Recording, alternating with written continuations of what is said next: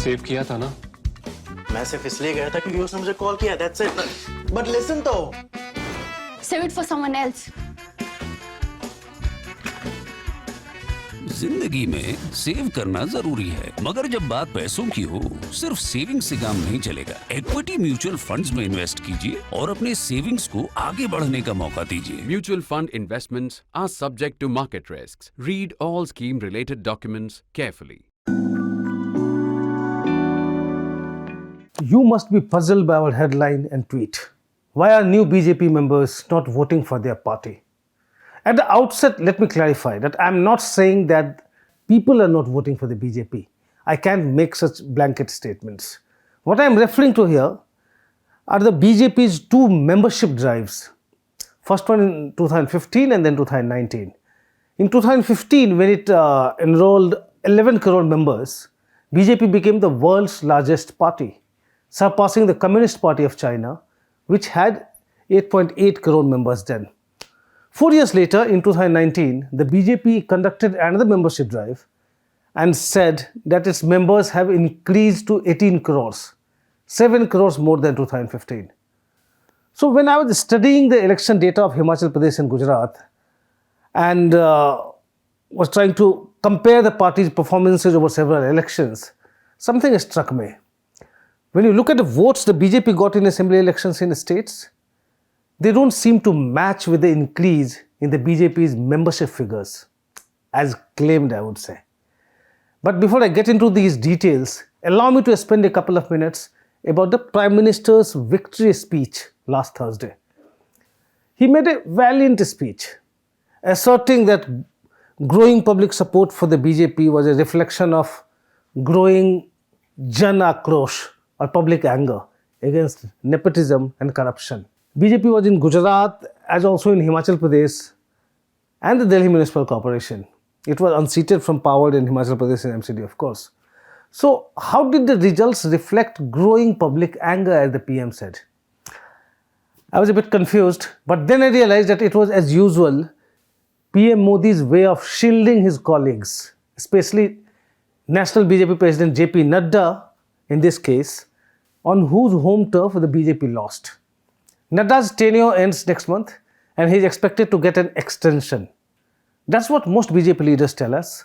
BJP's defeat in Himachal might have added a degree of uncertainty to this idea, but the fact is electoral losses don't necessarily bear on a leader's political standing in BJP, or for that matter in any other party.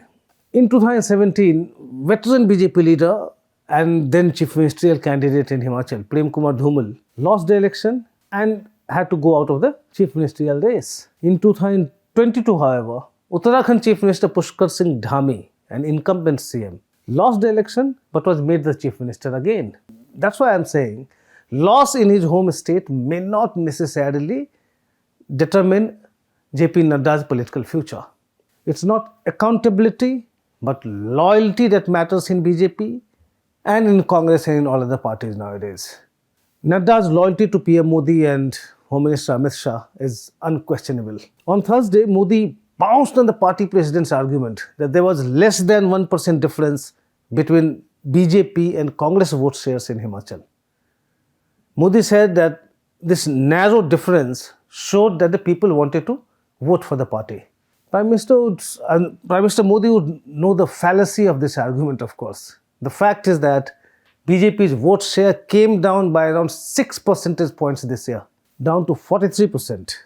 In 2017, its vote share was 48.79%. So this drastic fall in the BJP's vote share. As for the historic win in Gujarat, Prime Minister Modi must, in his heart of hearts, feel grateful to the Aam Aadmi Party. We have spoken about it.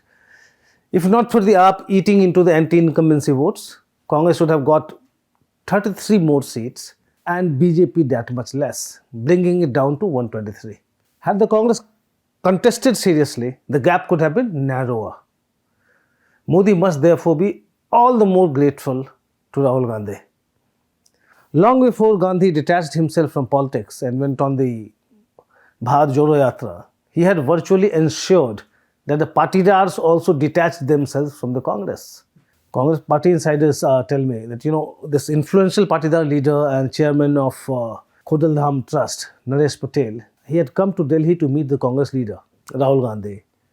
He had laid out certain conditions for his possible alignment with the Congress.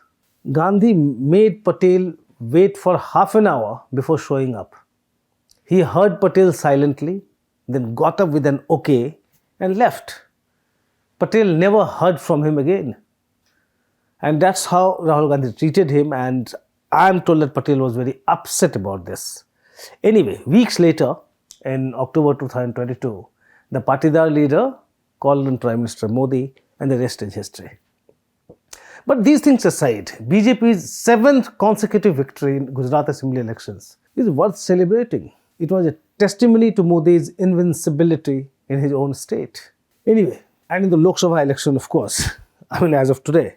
Anyway, coming back to the main point, what should be PM Modi's big concern today is that crores of BJP's new members don't seem to be voting for the party in assembly elections. As of 20th of August 2019, when the BJP's membership drive concluded, that was just about 2-3 months after the Lok Sabha elections were over, the BJP had 18 crore members, as then working President JP Nadda had announced. It was 7 crores more than what the party had in 2015, an increase of around 64% from its last membership drive. So from 11 to 18, it was a 64% increase in the number of BJP members. If you look at the votes the BJP got in Lok Sabha elections, it was 17 crores in 2014 and about 23 crores in 2019, an increase of about 34-35%.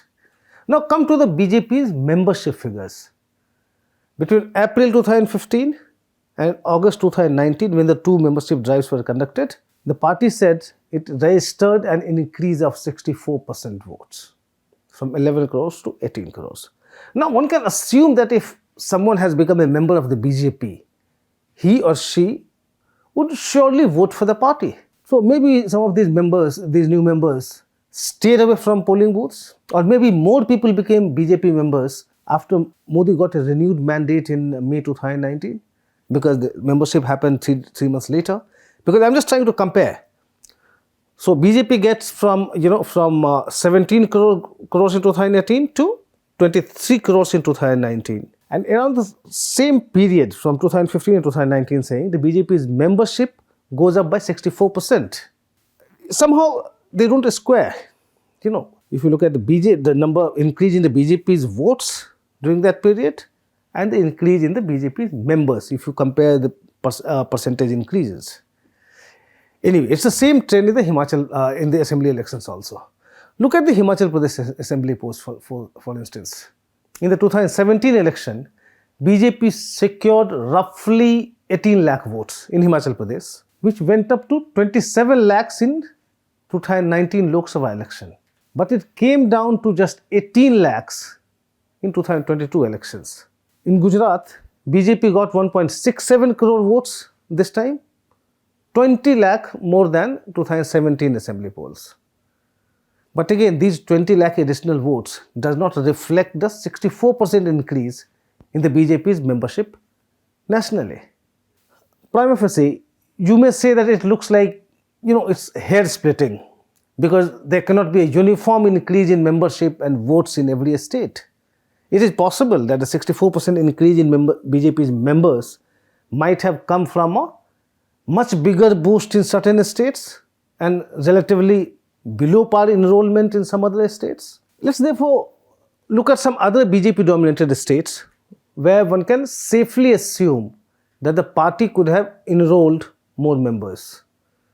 Say in Haryana, the BJP secured roughly 41 lakh votes in 2014 assembly elections. In 2019 Lok Sabha election, over 73 lakh people voted for BJP in Haryana, from 14 to 73 lakhs.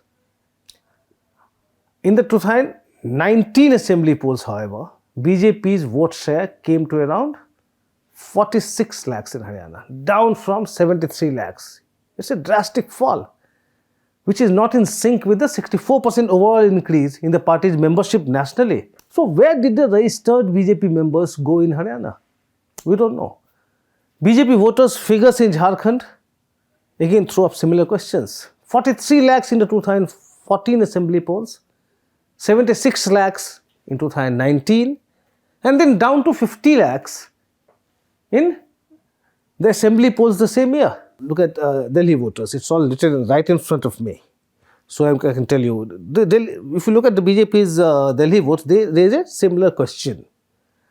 So 29 lakhs in 2015 assembly election, 49 lakhs in 2019 Lok Sabha election, and then down to 36 lakhs in 2020 assembly election. One may argue that people have been voting differently in Lok Sabha and assembly elections, but those who enroll themselves as BJP members are usually expected to vote for the party in all elections. Let us look at a couple of other BJP dominated states for more clarity.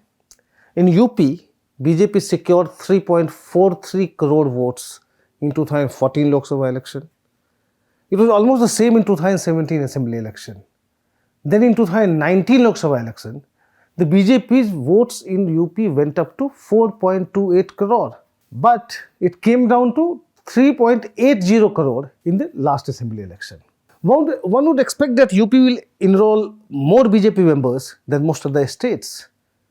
But there is a difference of only 36 lakhs in the number of voters in the 2017 and 2022 assembly elections.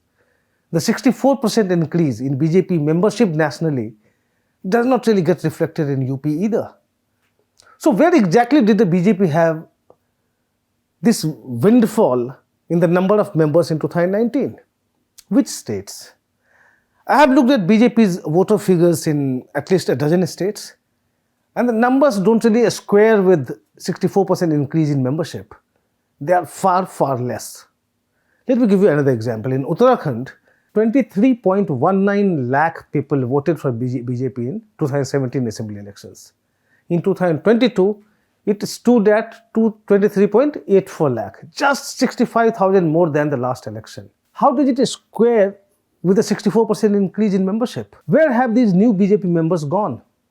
One can understand a fall in BJP voters, but those enrolled as members of the BJP are expected to vote for the party. The only state where the 64% increase in BJP members gets reflected, in fact more than adequately, is West Bengal, where there were roughly 56 lakh BJP voters in 2016 assembly election. This number went up to 2.29 crore in 2021 assembly election.